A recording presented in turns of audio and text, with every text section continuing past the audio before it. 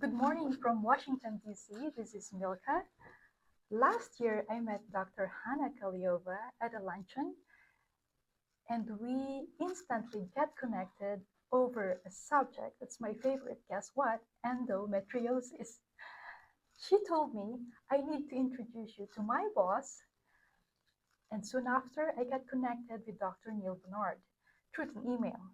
There, I learned about Physicians Committee of Responsible Medicine. Months later, I saw an announcement about International Conference on Nutrition Medicine being announced in Facebook. I knew I had to be here.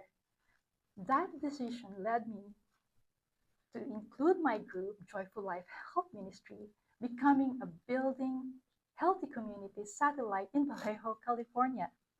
Yesterday, among the oceans of people attending this conference here in Hyatt, I couldn't find Dr. Hannah, but instead, I met the founder and the president of PCRM, author of 20 books, and adjunct professor of Washington University School of Medicine and Health Sciences, and also a talented musician.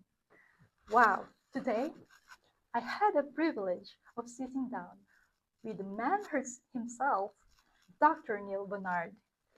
Well, thank you very much. It's an honor to be with you today. Thank you, Thank Doctor. Dr. Barnard, this year marks your 40th anniversary with PCRM, right? I just want to know what has been your greatest motivation through the years?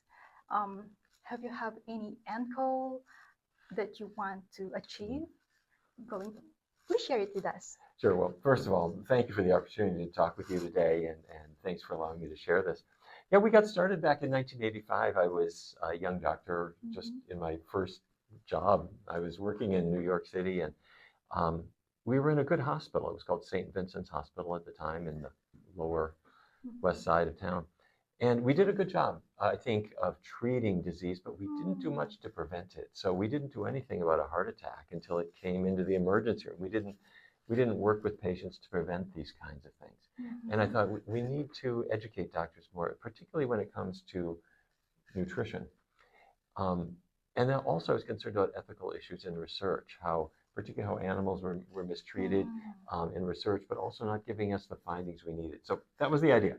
Wow. But as time has gone on, we've done quite a lot of research studies and a lot of education, and I think it's been very helpful. Wow, that leads me to the heart of the mission. He has this purpose and changing life, educating, and empowerment. Could you take us back to the early years while you were starting PCRM? What are some of the biggest challenges you faced during those times? Yeah, well, I named the group the Physicians Committee for Responsible Medicine because I just wanted to be a committee, like 10 or 12 doctors who would opine on the issues of the day. Well, we've grown quite a lot since that time. But early on, I realized we didn't have much money and so forth. So I personally, in my own life, I just reduced my medical practice to half-time. And the rest of my time, I was doing all this without any compensation at all because I didn't expect it. And that caused us to grow.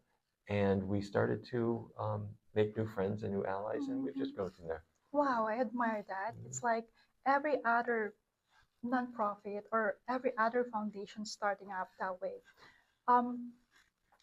With that, how did you get connected with Dr. Hannah Kaliova and to other people that have the same intention and mission as PCRM? Yeah, well, Dr. Kaliova is a terrific researcher and endocrinologist, and she's done her own work before she started working for us, really innovative research studies. But I met her at a conference where she was speaking, and I went up to her afterwards and asked if she would be interested in maybe talking to us.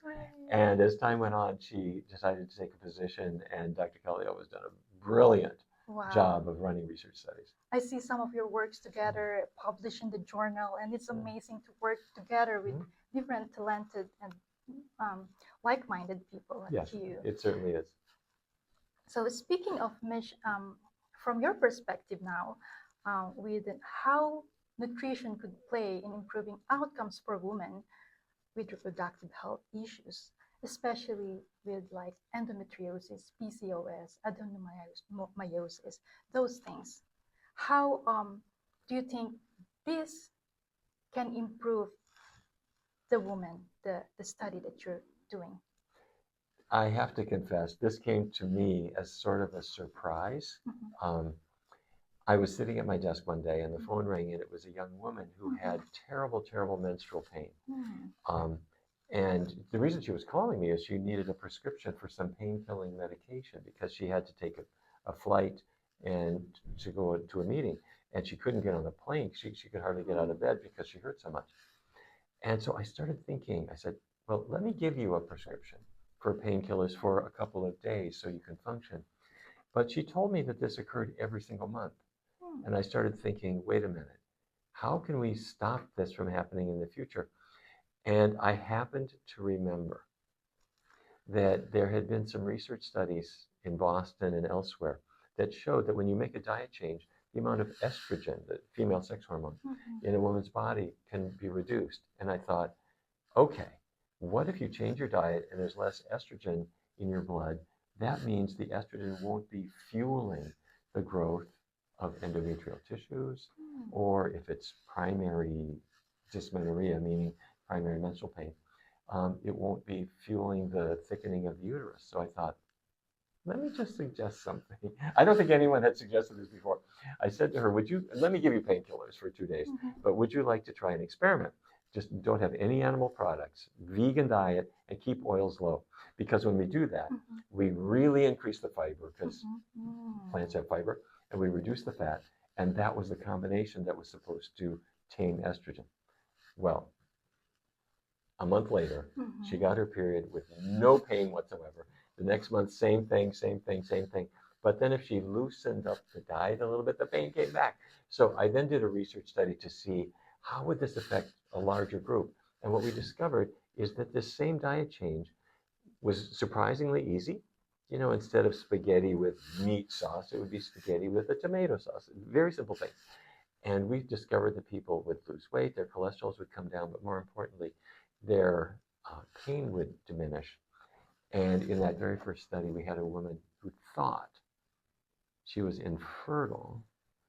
And as she started the healthier diet, she got pregnant. And so anyway, I realized that food is important, and it's sometimes the best medicine of all. Wow, look at that. I'm getting excited because when I apply this to myself, I'm telling you, it makes a difference. And you can try it too. But I'm here and I'm so excited because this brilliant man is telling us about this. The way he approached and treated disease is so amazing that he can share all these works to more women with endometriosis. If you could recommend once again one advice back with evidence, back with dietary changes, what could have been the greatest overall impact on health? What would it be and why? I'm going to say something that will sound the opposite of what many people would say. A lot of people would say, just make a little change day by day and baby steps to see where you get there. I don't do that. You know what I say? If a person comes in with pneumonia, I want to cure them, and I want to cure them fast. And so let's say I'm using an antibiotic. I don't say, just take the antibiotic, maybe 1 pill a day, and work your way up to 3, and maybe one day your pneumonia will go better. I say, no, I want to cure you now if we can. So if a woman is hurting because she's got endometriosis and she just feels terrible, I'm going to say, let's take 1 week, and during this week, we're going to talk about getting the animal products off your plate, and I'm going to work with you to figure out which foods you would like. So you might say, well, I just eat at Taco Bell, or I eat at Subway, or fine. We're going to find out what you can eat there, and I'm going to make you a vegan. No animal products at all. And I'm going to go one more step. I'm going to keep oily foods really low. So we're going to have to think. We're going to have to plan. And it'll take you a week or so to make that plan. Maybe 2 weeks, but you'll get there. And then for the next 3, 4, 5, 6, 7 weeks, we're going to really do it. We're going to avoid animal products 100%. We're going to keep oils really low. And what we discover is that pretty soon it starts to feel right. And then your body starts to feel healthier. And your tastes start to change. And it's an amazing experience that you would never get otherwise. And if you're thinking, well, I really want to do this, remember when you go to the swimming pool? You go into the swimming pool and it's a little cold and we stick our toe in the water and I'm not so sure I want to get in, and you can torture yourself going in inch by inch by inch. Don't do that. Walk into the swimming pool, jump right in, and in about 2 minutes, the water's going to feel fine. A diet change is like that. Jump in, see how it feels to get healthy, and later on, if you want to change it, that's up to you. But I think you're going to like what you've done. Wow, amazing. I'm really getting excited to share this with you. Thank you, Dr. Barnard, for sharing your expertise and your passion in this study. I'm so glad that woman called you that day and you got this interest in helping her. And now I can assure you that many more women who will be listening here or have watched you from the previous times will see the difference on applying what he had researched and what he had written in the study. It's been an honor for me, or more about a journey for me on finding healing from endometriosis.